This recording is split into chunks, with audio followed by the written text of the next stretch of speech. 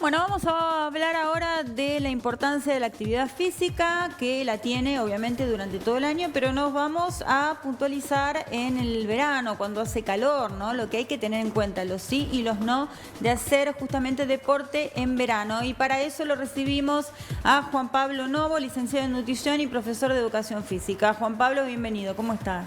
Bueno, buenas tardes, muchas gracias por invitarme. Para mí un honor estar en estos espacios. Bueno, gracias a vos por venir.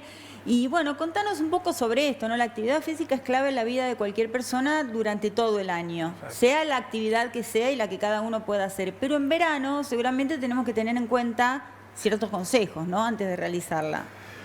Bueno, si tuviera que enumerar algunas pautas a tener en cuenta, es importante, como bien vos decías, sostener la práctica de la actividad física durante todo el año, pero en esta época, con las condiciones que tuvimos hace algunos días de extremo calor, bueno, es importante buscar el horario más acorde para hacer la actividad física, evitar aquellos horarios donde pueda haber más exposición al sol.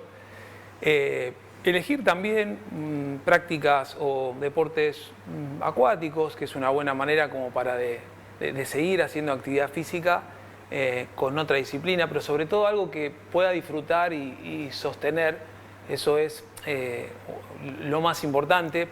Tener en cuenta las poblaciones especiales que hacen actividad física. Sabemos que los niños y los adultos mayores tienen más riesgo de deshidratación y por ende hay que cuidarlos un poco más respecto a las demás personas. Bien. Entonces sabemos que, por ejemplo, entre la 1, las 12 y las 3 de la tarde, que es cuando más fuerte pega el sol, no deberíamos exponernos. Hay horarios que convienen y otros que no, ¿no? Sí, incluso ahora esa brecha se ha extendido más, claro. De las 10, 11 de la mañana hasta las 5, 6 de la tarde, a veces el sol es muy exigente. Fuerte. Entonces, bueno, hay que ir buscando otros momentos para hacer actividad física, planificarlos y sostenerlos en un momento más solidario para la persona. Incluso hay algo importante que yo creo que todavía sucede, es que veo muchas personas entrenando en momentos donde hace muchísimo calor. Sí. Y creo que todavía existe un poco el mito de que si yo transpiro un poco más, oxido más cantidad de grasa. Y bueno, es importante destacar que transpirar, la función principal que tiene es enfriarnos.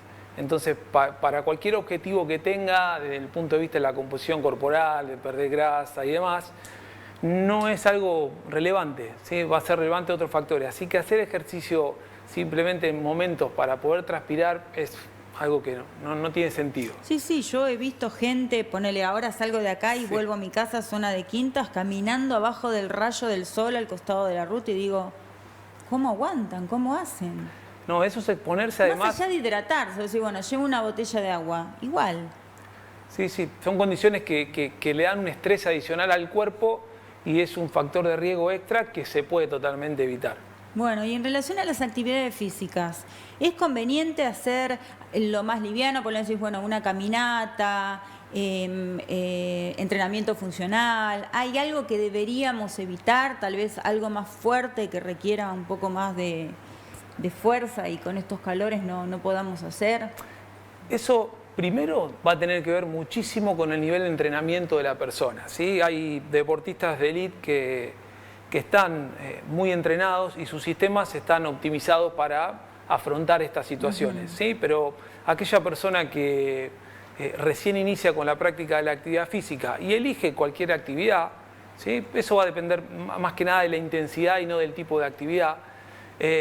No tiene sentido exponerse a situaciones sumamente estresantes que lo pueda agotar, que pueda incrementar el riesgo. Entonces, prácticas, puedo hacer funcional, buscaré horarios más acordes, puedo hacer ejercicios en el parque, puedo caminar.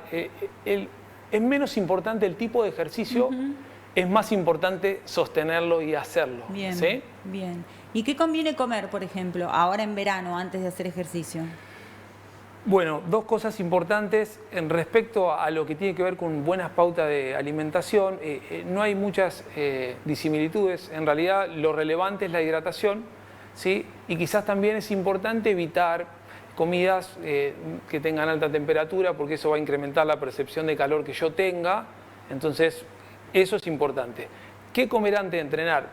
Los tiempos de digestión son muy distintos de persona a persona, ¿sí? Lo que sí evitar antes de entrenar, quizás son comidas que tengan mucha cantidad de salsas, grasas, en especial proteínas provenientes de la carne roja que tienen más dificultad para la digestión. Sí. Evitar volúmenes copiosos de comida. Claro. Quizás es importante hacer un tentepié y si es a la 1 de la tarde almorzar después, no irse con la comida acá. Pero también es importante no entrenar en ayunas, ¿sí? Es deseable no entrenar en ayunas, no significa que uno no lo pueda hacer, pero siempre es mejor evitar esa situación, ¿sí? Sí. Respecto a la hidratación, en este punto, si yo elijo un horario, 9 de la mañana para hacer la actividad física, es importante 2 horas antes de empezar a hidratarme, ¿sí? Cada 30 minutos poder tomar un vaso de agua para llegar en buenas condiciones de hidratación. ¿Qué tomar en el momento de hacer ejercicio? Va a depender de cuánto dure la actividad física, cuánto calor esté haciendo en ese momento.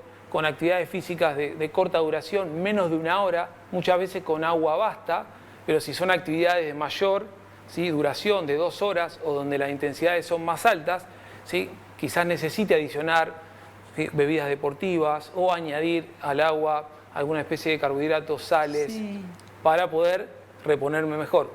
Bien, y 2-3 litros de agua por día, ¿cuánto es lo conveniente? En nutrición todo depende, ¿sí? Sabemos que las necesidades hídricas van de 30 a 35 mililitros hasta 70 mililitros por kilo de peso. Suponte una persona que pese 100 kilos, sus necesidades mínimas van a estar en 3 litros, pero si está entrenando 2 horas al día o hace muchísimo calor y tiene más cantidad de sudoración, esas necesidades se incrementan. Una buena manera de ver qué tan hidratado estoy o si estoy bien hidratado es ver un poco el color de la orina. Sí. ¿Sí?